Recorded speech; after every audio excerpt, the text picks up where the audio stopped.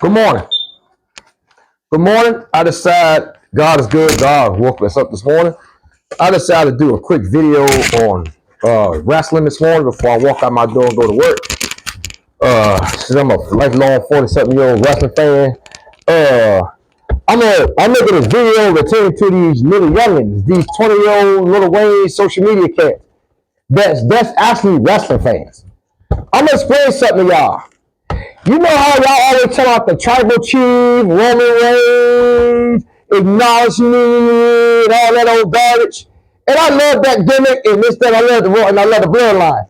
But I keep telling y'all, Roman Reigns had the second longest title reign since 1984, since Hulk Hogan. By the way, who paved the way for y'all to be where y'all at? Who is the biggest name in wrestling history outside of Ric Flair? If it wasn't for Hulk Hogan, it would have been no WrestleMania. Period. Which is the closest thing to the Super Bowl. Roman Reigns, you broke that WrestleMania main event streak, so be it. Because wrestling got too nice now. That's the only reason why. And then wrestling ain't what it was. The Divas division is better than it's the best it's ever been. But when it comes to the men's card, you could put this men's card and stack them up against any others that don't stand a chance. The Golden Era, ruthless, attitude in the mid-90s are the four best era in wrestling. This era could not stack up against the WWF back in the 80s or the NWA back in the 80s. Even the Bucks. I got the legendary Bucks now right here. The 1984, 1988 flag WWF World Championship belt Hulk Hogan had for 4 years. Then they came out the ring belt, which is legendary, who, by the way, Cody Rhodes had to come out and wear when he fought Kevin Owens. Because them ugly crap belts that they got now, just like wrestling is now. Wrestling ain't nothing like it was back then. And the big gold belt, which is definitely legendary, the real world title. That's not the one they brought back out. This is the belt that they gave Ric Flair back in the NWA. Then it went to WCW. When NWA wasn't, they came to the WWE back in 2002. All real legendary wrestlers had all these belts. Hogan had this one. Hogan started with this one. Austin ended with this one.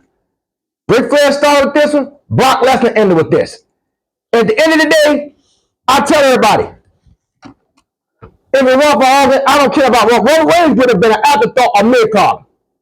He'd have been just like his uncle and daddy was legendary tag team. They were good mid-card tag team wrestlers. They weren't the upper tier good tag team, but they were like a middle tier.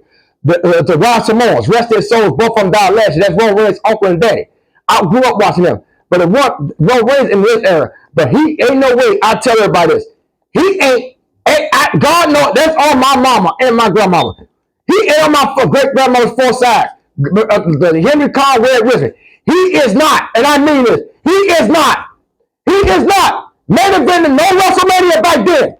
So when I've been watching all 41 WrestleManias, I watched them all. From WrestleMania 1, when Hulk Hogan main evented the first 8 WrestleManias. WrestleMania 1 with him and Mr. T versus Mr. Wonderful Piper. Mr. T's the only one that's still living. Hulk Hogan, again, I watched all 41. If one for Hulk Hogan, Roman Reigns would have been main event these past WrestleManias. If one for Hulk Hogan, he took wrestling mainstream, special WrestleMania 3, 93,000 fans, 1987, March 29th, 1987. When they didn't have pay-per-views were big or stuff, social media, none of that stuff. Nothing was big back then. But people like Hogan, Michael Jordan, Larry Bird, Magic Johnson, Michael Jackson, those folks in the 80s that took sports and other entertainments mainstream in the 80s. So I get tired of hearing about that Roman Reigns, this, that. Even the belts back then look better. And these belts from 40 years ago. But the big gold belt and the ring belt are the most two legendary belts. Because Ric Flair had this one and Hulk Hogan had this one. That brings me to the final point. Those are the two best belts outside of the flag belt that Hulk Hogan had. The two biggest names had the two most legendary belts. Hulk Hogan WWF, 1988, and it ended in 1998 during the Attitude Era with Stone Cold. Ric Flair, early 80s, NWA, and it ended 2014, Brock Lesnar, when he beat John Cena. Case closed. That's all I got to say.